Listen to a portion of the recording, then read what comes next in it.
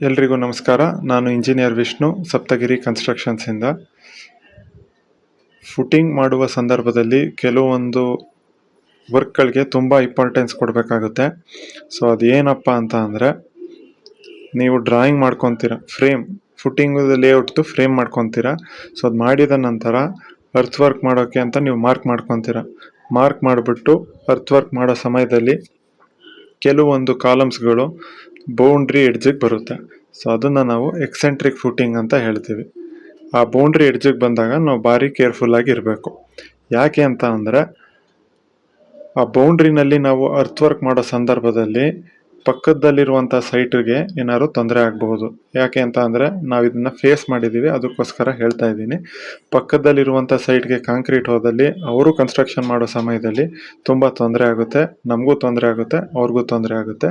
ಹಾಗಾಗಿ ಭಾರಿ ಎಚ್ಚರಿಕೆ ವಹಿಸಿ ಈ ಕೆಲಸನ ಮಾಡಬೇಕು. ಎಕ್ಸೆಂಟ್ರಿಕ್ ಫುಟಿಂಗ್ ಇದ್ದಾಗ ಭಾರಿ ಹುಷಾರಲ್ಲಿ ಕೆಲಸ ಮಾಡಬೇಕು. ಇನ್ನೊಂದು ಇಂಪಾರ್ಟೆಂಟ್ ವರ್ಕ್ ಏನು ಅಂತ ಅಂದರೆ, ನೀವು ಸಾಯಿಲ್ ಏನಿರುತ್ತೆ, ಸೊ ಅದನ್ನು ನೀವು ಅರ್ತ್ ವರ್ಕ್ ಮಾಡಿದ ತಕ್ಷಣ ಗೊತ್ತಾಗುತ್ತೆ ನಿಮಗೆ ಅದು ಹಾರ್ಡ್ ಸಾಯಿಲ್ಲ ಏನು ಅಂತ. ನೀವಿಲ್ಲಿ ನೋಡ್ತಿರುವಂಥದ್ದು ಹಾರ್ಡ್ ಸ್ಟ್ರಾಟ, ಅಂದರೆ ಗ್ರಾವಲ್ ಸಾಯಿಲ್ ಇದೆ ಇದರಲ್ಲಿ, ಅಂದರೆ ಕಲ್ಲಿನ ಅಂಶ ಜಾಸ್ತಿ ಇರುವಂಥ ಸಾಯಿಲ್ ಇದು. ಹಾಗಾಗಿ ನಮಗೆ ಒಂದು 5 ಅಡಿ ತೆಗೆದಿದ ತಕ್ಷಣ ಹಾರ್ಡ್ ಸ್ಟ್ರಾಟ ಸಿಕ್ತು. ಹಾಗಾಗಿ ಬೆಡ್ ಕಾಂಕ್ರೀಟ್ ಡೈರೆಕ್ಟಾಗಿ ಅಪ್ಲೈ ಮಾಡ್ಬೋದು. ಕೆಲವೊಂದು ಸೈಟ್ಗಳಲ್ಲಿ ಸಾಫ್ಟ್ ಸಾಯಿಲ್ ಇರುತ್ತೆ, ಅಂದರೆ ನಾವು ಎಷ್ಟೇ ಭೂಮಿ ತೆಗೆದ್ರೂ ಕೂಡ ನಮಗೆ ಗಟ್ಟಿ ಅಂಶ ಸಿಗ್ತಾ ಇರೋದಿಲ್ಲ. ಆಗೇನು ಮಾಡಬೇಕು, ನ್ಯಾಚುರಲ್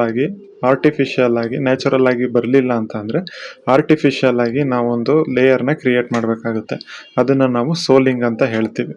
ಸೊ ಸೋಲಿಂಗ್ ಮಾಡಿದ ನಂತರ ನಾರ್ಮಲ್ ನಮ್ಮದು ಫುಟಿಂಗ್ ಪ್ರೊಸೆಸ್ ಏನಿದೆ, ಸೊ ಅದನ್ನು ನಾವು ಕಂಟಿನ್ಯೂ ಮಾಡ್ಕೋಬೋದು. ಎಕ್ಸೆಂಟ್ರಿಕ್ ಫುಟಿಂಗಲ್ಲಿ ಭಾರಿ ವಿಶೇಷವಾಗಿ ಕಾಳಜಿ ತಗೊಂಡು ಕೆಲಸ ಮಾಡಿ. ಧನ್ಯವಾದಗಳು.